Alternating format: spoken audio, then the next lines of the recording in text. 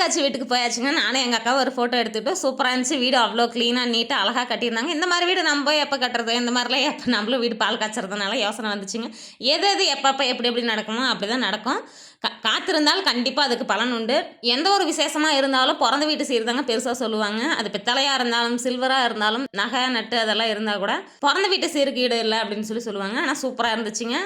நம்ம எங்கெங்க பேருக்கு தான் பித்தளைன்னு எடுக்கிறோம். ஆனால் பித்தளை நம்ம பெருசாக யாரும் யூஸ் பண்ணுறதில்ல. ஒரு சில வீட்டில் பாரம்பரியமாக யூஸ் பண்ணிட்டு இருக்காங்க. நம்மலாம் எங்கெங்க சில்வர் இந்த பாத்திரம் அதையும் யூஸ் பண்ணிட்டு இருக்கோம். பின்னாடி இந்த டிசைன் சூப்பராக அழகாக இருந்துச்சுங்க. அதுலேயும் ஒரு ஃபோட்டோ எடுத்துக்கிட்டோம். அப்புறம் சாப்பிட்டுட்டு உக்காந்துட்டு இருந்தாங்க. நிறைய எல்லாம் வந்திருந்தாங்க. ஆனால் நாங்கள் லேட்டாக தான் போயிருந்தோங்களா, மதியம் ஆயிடுச்சு. காலையிலேருந்து எல்லாம் மதியம் வரைக்கும் செம்ம கூட்டமாக இருந்துச்சு. கரெக்டாக நாங்கள் மதியத்துக்கு போனதுக்கு அதுக்கு சாப்பிட்டுட்டு உக்காந்துட்டு எங்கள் வீட்டுக்காரர் ரொம்ப மயக்க மாட்டுறதுக்கு சாஞ்சிக்கிட்டே இருந்தார். அக்கா வீட்டுக்கும் தங்கச்சி வீட்டுக்கும் போயிருந்தாங்க. அவங்க ஒரே இடத்துல தான் இருக்காங்க, அக்கா தங்கச்சி 2 பேர். நான் மட்டும் தான் இந்த ஊரில் இருக்கேன்.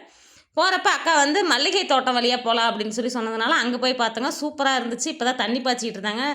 சூப்பராக இருந்ததுங்க. அப்புறம் கனகாமரம் செடியும் பக்கத்துலேயே போட்டிருந்தாங்க. மல்லிகைப்பூ, கனகாமரம், இந்த செண்டு மல்லி அந்த மாதிரிலாம் இருந்துச்சுங்க. பார்த்துட்டு அக்கா வீட்டிலலாம் சாப்பிட்டுட்டு கிளம்பிட்டோங்க. ஏன்னா அக்கா வீடியோக்குள்ளே வரமாட்டா, கொஞ்ச நாள் ஆகும் அவளை காமிக்கிறதுக்கு.